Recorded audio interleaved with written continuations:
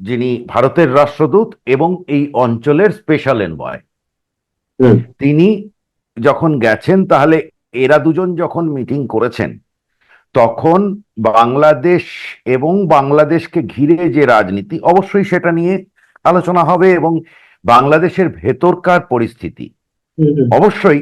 আপনি, এটা তো স্বাভাবিক না, মানে নর্মালি তো এরম হয় না। বাংলাদেশ নিজেকে এমন একটা জায়গায় ঠেলে দিয়েছে যেখানে অনেকগুলো দেশ মিলে ঠিক করছে পঞ্চায়েতে কোথাও একটা যে কি হবে। তো এই যে আপনি ইমব্যালেন্সটা করেছেন, করার ফলে এই জায়গাটার থেকে তো আপনাকেই ঠিক করতে হবে। আপনি যদি নিজে ঠিক না হন, তাহলে লোকে হস্তক্ষেপ করে আপনাকে ঠিক করাবে। এটাই বাস্তব। এই দিকেই যাবে সমস্ত জিনিস একদিন। সেটা আজকে যাবে না কালকে যাবে আমি জানি না।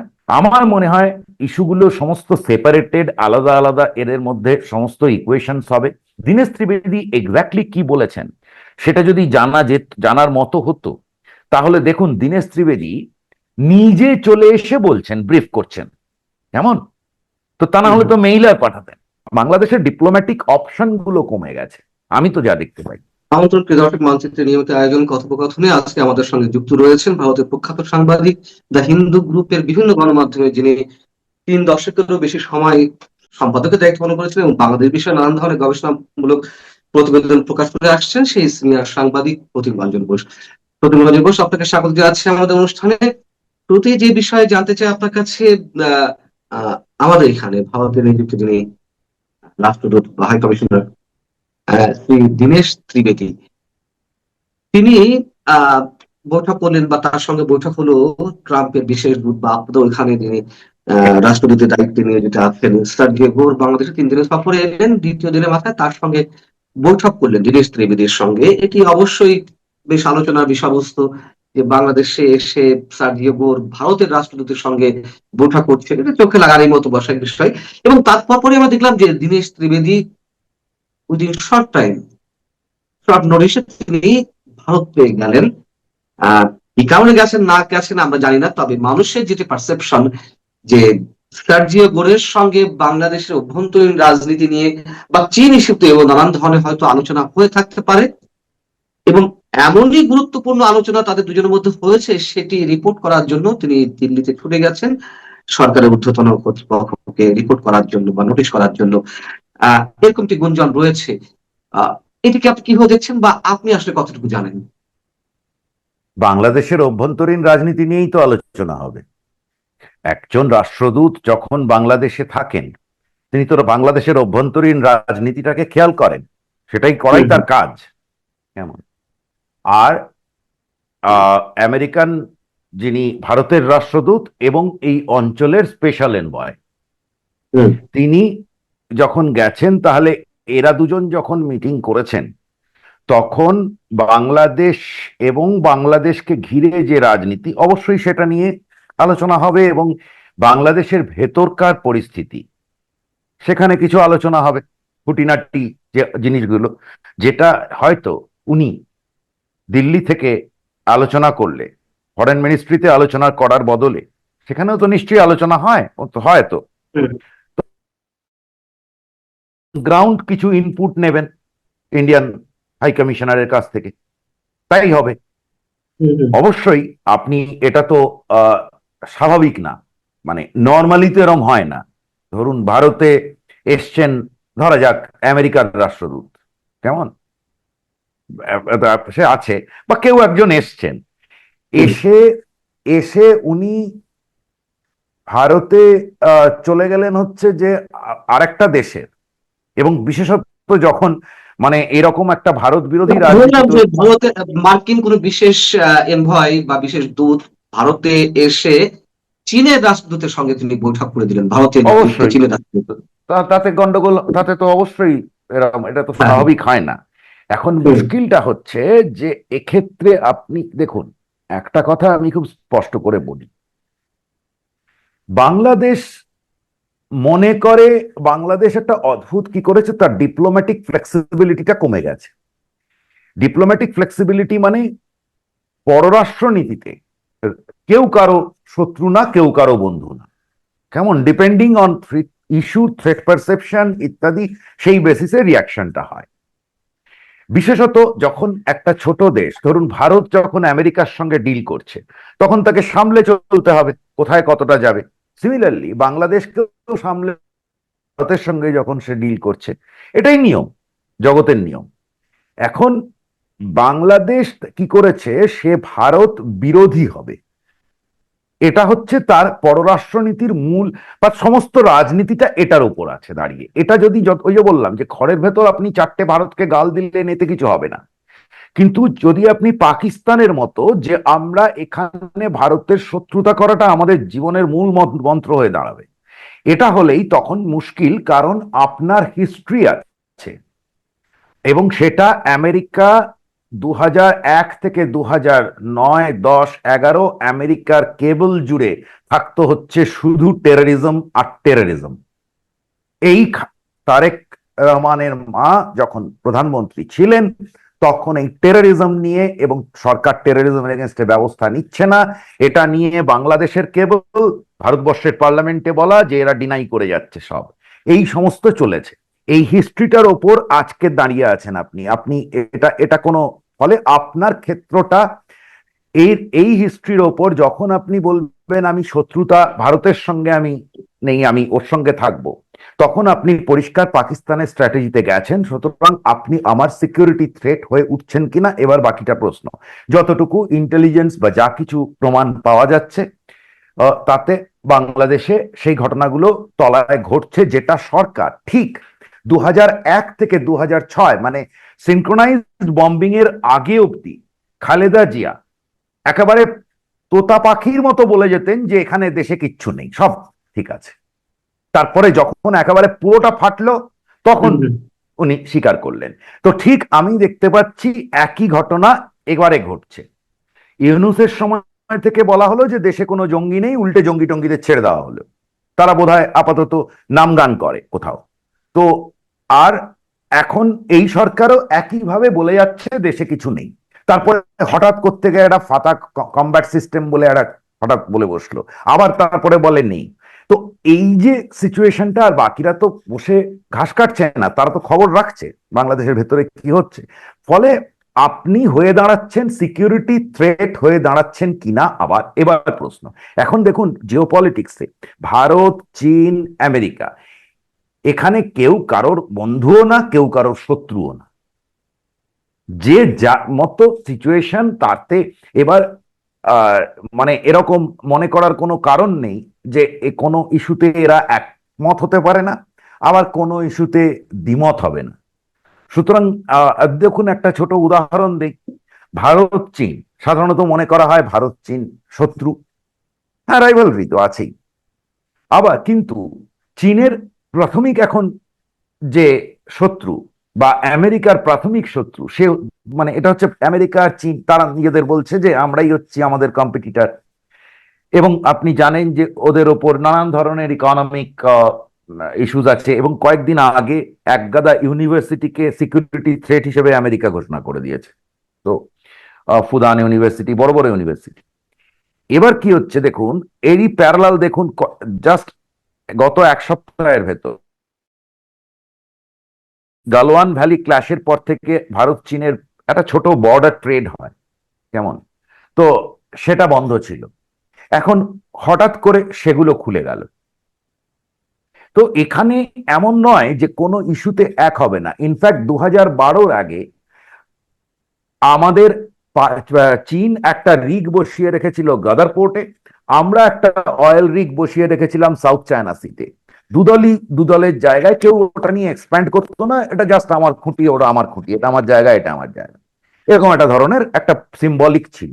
তো এই ধরনের বোঝা পড়া সর্বক্ষণ হতে থাকে। তো তার মধ্যে যদি বাংলাদেশ মনে করে এ ওর সঙ্গে, ওর সঙ্গে ওর সঙ্গে, আমি এর সঙ্গে ওর সঙ্গে, এরকম কি, এরকম হয় না তো। মানে বাংলাদেশের ডিপ্লোম্যাটিক অপশন গুলো কমে গেছে, আমি তো যা দেখতে পাই। অনেকেই মন্তব্য করছেন, কিন্তু আমার প্রশ্ন হচ্ছে যে বাংলাদেশের একটি বিশেষ গোষ্ঠীর পক্ষ থেকে সবসময় একটি অভিযোগ যে ভারত বাংলাদেশের রাজনীতিতে নগ্নভাবে হস্তক্ষেপ করে। ভারত যদি এইভাবে আওয়ামী লীগের সমর্থন না দিত, তাহলে আহ আওয়ামী লীগ স্বৈরাচার হয়ে উঠতে পারতো না, ফ্যাসিবাদী হয়ে উঠতে পারতো না। এখন দীনেশ ত্রিবেদীর সঙ্গে সার্জিও গোরের যে বৈঠক, তাহলে কি সেই অভিযোগকারীদের বক্তব্যই সঠিক হচ্ছে, নাকি আহ এটি ভারতের মানে স্বাভাবিক স্বার্থের জায়গা থেকে এইগুলো করা হচ্ছে? দেখুন, কতগুলো জিনিস দেখুন, বাংলাদেশে তো এটাও বলা হয় যে ভারত শেখ হাসিনা ছাড়া আর কাউকে চেনে না, হুম, এটা তো বলা হয়। এবার আপনাকে আমি উদাহরণ দেই। 1994 সালে তখন ভারতের প্রধানমন্ত্রী পিভি নরসিমহা রাও এই যে ইলেকট্রিসিটি ট্রেড যেটা হাসিনার সময় শুরু হলো, সেটার প্রথম প্রপোজাল গেছিল 1994 সালে। ক্ষমতায় কে ছিলেন? খালেদা জিয়া ছিলেন। 2004 সালে ক্ষমতায় কে ছিলেন? খালেদা জিয়া ছিলেন। কে প্রপোজাল নিয়ে গিয়েছিল? Tata group. কত বড় প্রপোজাল? $2 বিলিয়ন। আজও বাংলাদেশ অত বড় ম্যানুফ্যাকচারিং এফডিআই দেখেনি। কেমন? তো মুশকিলটা হচ্ছে ভারত চেনে না, মানে কিভাবে বলে কিভাবে ভাবে আমি জানি না। শেখ হাসিনা 15 বছর ছিলেন ক্ষমতায়। শেখ হাসিনা সিকিউরিটির ক্ষেত্রে যে কাজ করেছেন, সেজন্য প্রত্যেকটা ভারতবাসী তাকে রেসপেক্ট করে। যে আমাদের শেখ হাসিনা তার আগে খালেদা জিয়ার সময় বাংলাদেশে, এটা তো আমার কথা না, এটা তো সমস্ত ডকুমেন্টেড একেবারে, আমেরিকান কেবল থেকে শুরু করে চারদিকে ডকুমেন্টেড, যে বাংলাদেশের ভেতর এবং 111 গভর্নমেন্ট যেটা এসেছিল, মিলিটারি গভর্নমেন্ট, তারাই তো প্রথম ব্যবস্থা নিতে শুরু করে টেররিস্টদের এগেনস্টে। তো তখন এই নর্থ ইস্টার্নের আমাদের আল্ট্রাদের যে বাংলাদেশে বসেছিল, তারা তারা ওখান থেকে করছিল, এগুলো সমস্ত ডকুমেন্টেড। শেখ হাসিনা সেটাকে ঠিক করেছেন। সুতরাং শেখ হাসিনার উপর ভারতের স্বাভাবিকভাবে তার উপর ভরসা থাকবে। এর মধ্যে নতুন কি কথা হলো? এখন নতুন যে সরকার আসছে, সেই সরকাররা যদি শেখ হাসিনার পথে হেঁটেই বাংলাদেশে ভারত বিরোধী কাজকর্মগুলো, যে আমি সিকিউরিটি ওরিয়েন্টেড, আমি স্লোগান দেওয়া নিয়ে বলছি, সিকিউরিটি যে ইস্যুগুলো আছে সেরকম কোনো কিছু ইস্যু যদি না তৈরি করতে দেন, আমি তো দেখি না যে শেখ হাসিনার রাজনৈতিক গুরুত্বটা কোথায় থাকে। আমি তো বুঝতে পারি না। করলেই তো হলো। হুম, হুম। তো তাহলে সেটাকে এড়িয়ে গিয়ে ভারত কেন এর মধ্যে হচ্ছে, ওর মধ্যে হচ্ছে? দেখুন, যখন একটা দেশ নগ্নভাবে অমুকভাবে যেটা বলা হচ্ছে, এটা কিছুই নয়। মূল ঘটনাটাই ঘটেছিল সিকিউরিটি ওরিয়েন্টেশন। সেই সিকিউরিটি ওরিয়েন্টেশন আপনি যদি হস্তক্ষেপ বলেন, তাহলে এই যে পাকিস্তানের ভেতর কিছু লোক বসে টেররিজম করে ভারতের বিরুদ্ধে, তো ভারত তার এগেনস্টে গিয়ে মিসাইল মারে, তো এটাও হস্তক্ষেপ। তো হস্তক্ষেপ যখন আমেরিকা এসে পাকিস্তানে ঢুকে বিন লাদেনকে তুলে নিয়ে যায়, হস্তক্ষেপ না? হস্তক্ষেপ। এরকম পৃথিবীতে গাদা গাদা উদাহরণ আছে হস্তক্ষেপের। এগুলো আপনি বলতে পারেন তাহলে সেই কাজগুলো না করলেই হয়। কিন্তু আপনি যদি বলেন ওটা স্বাধীনতা, তাহলে লোকে হস্তক্ষেপ করবেই। আর ভারতকে বলছেন, ভালো কথা, ভারতকে বলছেন আপনি যে আমেরিকার সঙ্গে চুক্তি করছেন, আমেরিকা আপনার সঙ্গে চুক্তি করবে কি করবে না, আপনি কি জিনিস কিনবেন বা কিনবেন না, সেটা আপনাদের বিষয়। সে আপনি বেশি দাম দিয়ে কিনুন, কম দাম দিয়ে কিনুন, আমাদের দেখার দরকার নেই। কিন্তু সেই চুক্তির ভেতর যখন থাকে যে অমুক দেশের সঙ্গে তুমি অমুক করতে পারবে না, সেটা হস্তক্ষেপ না? নাকি ভারত হলেই কোথাও একটা সমস্যা তৈরি হয়? মঞ্জুরুল। আমার শেষ যে বিষয়ে জানতে চাওয়া, একই সঙ্গে দুটি প্রশ্ন। প্রশ্ন, আহ দীনেশ ত্রিবেদী তিনি ভারতে গিয়ে কোন ধরনের মন্তব্য করেছেন, মানে কর্তৃপক্ষের কাছে, ঊর্ধ্বতন কর্তৃপক্ষের কাছে? আপনার এই বিষয়ে কোনো কিছু জানা আছে কিনা, বা আপনি কোনো কিছু জানাতে পারবেন কিনা? আরেকটি হচ্ছে, সার্জিও গোরের যে বাংলাদেশ সফর, খুবই সিগনিফিকেন্ট। যদিও বাংলাদেশ সরকারের পক্ষ থেকে এগুলো কূটনৈতিক ভাষা দাবি করা হচ্ছে যে বর্তমান সরকারের প্রতি যুক্তরাষ্ট্র আস্থাশীল, বা ইত্যাদি ইত্যাদি ব্লাবলা। আহ আসলে তার এই সফরের মধ্য দিয়ে, যেহেতু অবশ্যই ভারত জড়িয়ে রয়েছে, এটা তো ওপেন সিক্রেট, মেসেজটা আসলে কি?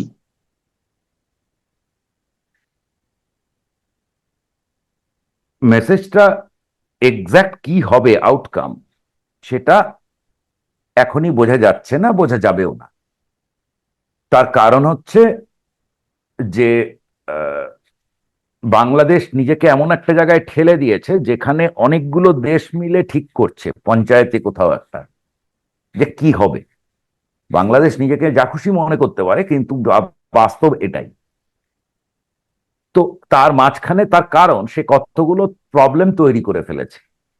আপনার শেখ হাসিনা সম্পর্কে আপনার 1,100 কি 1,100,000 আপনার অভিযোগ থাকতে পারে, এটা কোনো সমস্যা নয়। সমস্যাটা হচ্ছে যেমন ধরুন আপনি পার্টিটাকে ব্যান করে দিলেন, ব্যান করে দিয়ে ওদের সবার এগেনস্টে কেস দিয়ে দিলেন, জেলে ভরে দিলেন, যাকে পারছেন ধরছেন, ওকে ওকে বলছেন ও টেররিস্ট, আর যারা টেররিস্ট তাদেরকে ধরে বাইরে ছেড়ে দিলেন।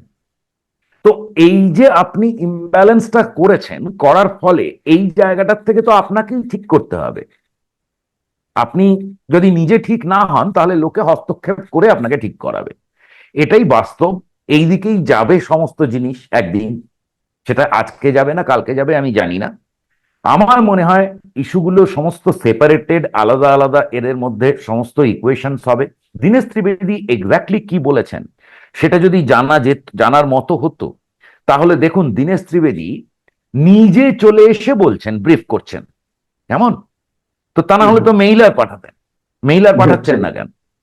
কেমন নিজে এসে বলছেন? সুতরাং it is classified, it is classified ওনারা কি বলছেন সেই ইনফরমেশন থেকে।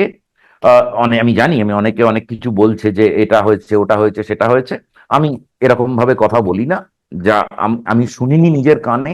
আমি এরকম কথা বা আমার চেনাশুনো কারোর শোনার হবে না।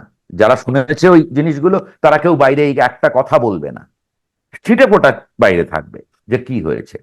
তো সুতরাং এই দর যেটা বোঝা যাচ্ছে, এই দর কষাকষি গুলো নিজেদের ভেতর চলছে। সবাই কিছু না কিছু ছাড়বে, কিছু কিছু থাকবে। কারণ কেউ এখানে এমন নয় যে বাংলাদেশকে কাঁধের উপর তুলে নিয়ে ভারতকে অমুকটা করে দিলাম, দেখিয়ে দিলাম, এই রকম ভাবে হয় না। তাদের ভারতের সঙ্গে তো আরো বড় বড় স্টেকস আছে, তাই না? মানে এটা তো কোনো ছোট বিষয় নয় যে এটার সঙ্গে এটা। আর টেররিজম এমন একটা ইস্যু, দেখুন আপনি জানেন কিনা জানি না, সিঙ্গাপুর সিঙ্গাপুর ভীষণভাবে রেস্ট্রিক্ট করছে এখন বাংলাদেশিদের এন্ট্রি, কেমন? তো সিঙ্গাপুর কোন ব্লকের? ওয়েস্টার্ন ব্লকের, সবসময় G7-এ ইনভাইটিং থাকে সিঙ্গাপুর। তো এই ইস্যুগুলো হয়তো কিছুদিনের জন্য নিচে গেছে, টেররিজমের ইস্যু হেন তেন কিছুদিনের জন্য নিচে গেছে, কিন্তু এখানে শুধু টেররিজম ইস্যু নয়, এখানে চীন রয়েছে, এখানে ইন্দো প্যাসিফিক স্ট্র্যাটেজি বিষয় রয়েছে, এখানে আওয়ামী লীগ ইস্যু রয়েছে, অভ্যন্তরীণ রাজনীতি বিষয় রয়েছে, ভারত চীন বাংলাদেশ সম্পর্কের ত্রিদেশীয় সম্পর্কের বিষয় রয়েছে, এখানে আমেরিকার স্বার্থের বিষয়, অনেকগুলো বিষয়। অনেক বিষয় আছে, অনেক বড় বড় বিষয় আছে, যার ফলে এটা একটা জায়গায় আমার যেটা মনে হয় যে, মানে দেখুন আমরা হাইপোথেটিক্যালি বলছি, আজকে ধরুন ইউএস কিছু চাইছে, কথার কথা, এবং ভারত এগ্রি করলো, সে মানে বাংলাদেশ সম্পর্কিত কিছু একটা জিনিস সে চাইছে, ভারত এগ্রি করলো, হাইপোথেটিক্যালি বলছি। তাহলে ইউএস আবার ইন্ডিয়ার জন্য ঠিক আছে, ও এটা চাইছে, ওকে ওটা দিয়ে দিই, হতে পারে না? হতে পারে তো, একই কথা। Similarly China, India. তো এখানে যে ঠিক সবাই বাংলাদেশকে নিয়ে সর্বক্ষণ কথা বলছে এরকম ভাবার কোনো কারণ নেই। কিন্তু হ্যাঁ, বাংলাদেশ নিয়ে যে কনসার্ন আছে ইন্ডিয়ার, সেটা দিনের শেষে সবাই উড়িয়ে ফেলে দেবে, তারা তাদের মতো চলে যাবে, এটাও ঘটবে না। কারণ তারাও তো তাদের দিক থেকে বস্তু ভারতের যে দেখবে। কনসার্নিং এর মানে কনসার্নের যে বিষয়টি, সেটিকে যুক্তরাষ্ট্র যথেষ্ট মানে গুরুত্ব দিচ্ছে বা দিবে। দেবে, দিতে হবে একটা জায়গায় গিয়ে, আজ না হোক কাল, কিভাবে দেবে, কতটা দেবে কিনা জানি না। দেখুন তুলসী গ্যাবার্ড তো বলেছিলেন বাংলাদেশ নিয়ে, ভারতের যেটা কনসার্ন সেটা তুলসী গ্যাবার্ড বলেছেন। আপনি যদি ওয়েস্টার্ন মিডিয়া দেখেন, তারা একদিকে তারা অ্যান্টাই হাসিনা, পরিষ্কার তাদের স্লান্টে। আপনাকে, you are a media man, you know it very well. কিন্তু Washington Post, New York Times, Guardian, আপনি যে কোনো খবরের কাগজ তুলে দেখুন, তারা কিন্তু বাংলাদেশে এই যে ইসলামাইজেশন এবং থ্রেট, এই ফিয়ার, এগুলো, এই যে ইয়েদের ছেড়ে দেওয়া জেল থেকে, এই যে জিনিসগুলো সমস্ত, এগুলো কিন্তু সবই মিডিয়াতে এসছে। সুতরাং আপনি মনে করবেন না যে জিনিসটা হারিয়ে গেছে কোনো জায়গা থেকে, আছে, সময় লাগে, ঠিক উঠে আসবে, ওটা আছে। আর তারপরে তো বড় বড় ইস্যু আছে, মিয়ানমার ইস্যু আছে, হ্যান আছে, ত্যান আছে, নিজেদের মধ্যে অনেক মারামারি আছে, সেগুলো অন্য প্রশ্ন। কিন্তু ভারতের যে মূল কনসার্ন উইথ মানে বাংলাদেশ নিয়ে, সেটা সাস্টেইনস, ওটা থাকবে।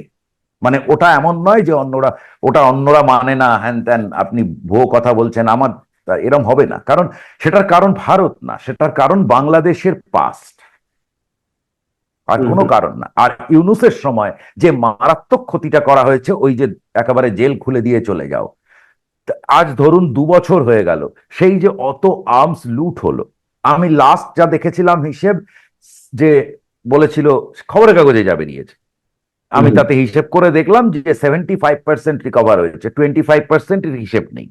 এই 25% মানে বহু হাজার আর্মস, অ্যামুনিশনের কথা তো বাদ দিলাম। তাহলে সেগুলো গেল কই, কোথায় গেল? তারপরে তো আরো নানান ঘটনা ঘটেছে, সেসব নিয়ে আর থাক।